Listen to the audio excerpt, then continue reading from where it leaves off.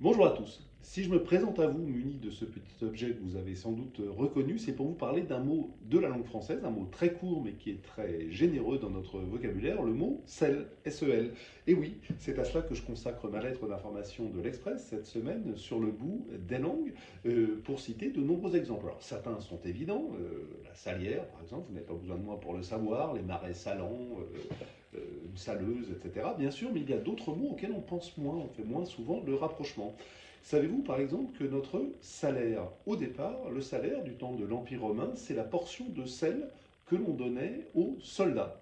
Et puis petit à petit, c'est devenu une somme de monnaie qui leur permettait d'acheter leur sel. Et puis ça s'est étendu et c'est désormais la rémunération que l'on perçoit en échange d'un travail.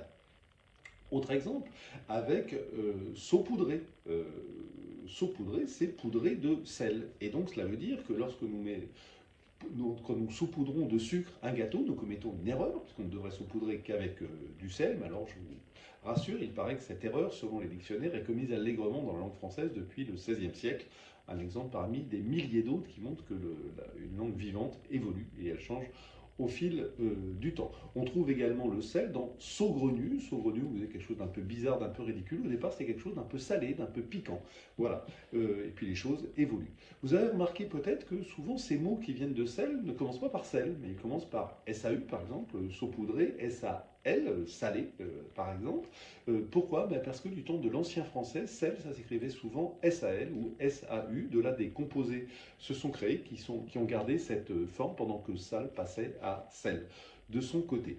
Voilà, il est tellement productif ce brave sel qui nous a donné aussi de nombreuses expressions, souvent employées avec le sens figuré. Alors je vous lis la définition du sens figuré du petit Larousse. Moi j'adore les définitions, je ne saurais pas les écrire, mais je suis toujours admiratif. Alors sens figuré, ce qu'il y a de finement spirituel dans un propos, un écrit, un geste, une situation, ou ce qui augmente vivement leur intérêt.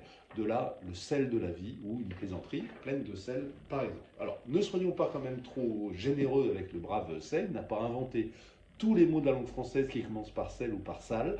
Ça n'a aucun rapport avec la salive, ça n'a aucun rapport avec la salamandre, aucun rapport avec les salamalek, et aucun rapport non plus avec salas. Je vous avoue que je l'ai j'ai pensé et je l'ai espéré, peut-être un petit peu, mais j'ai vérifié dans les dictionnaires, non, salas, ça vient de saillir, ce sera un terme qui vient des éleveurs, et pourtant c'est dommage parce que les mots salas ne manquent pas de sel, je trouve, ou de piquant. Voilà, plus de détails comme d'habitude sur la version écrite de ma lettre d'information. Pour la recevoir, elle est gratuite, profitez-en. Vous allez sur un moteur de recherche, vous allez sur Internet ou sur le site de l'Express, vous tapez sur le bout des langues, vous entrez votre adresse de messagerie, vous la recevez gratuitement et sans publicité chaque mardi. Je vous remercie et je vous dis à la semaine prochaine.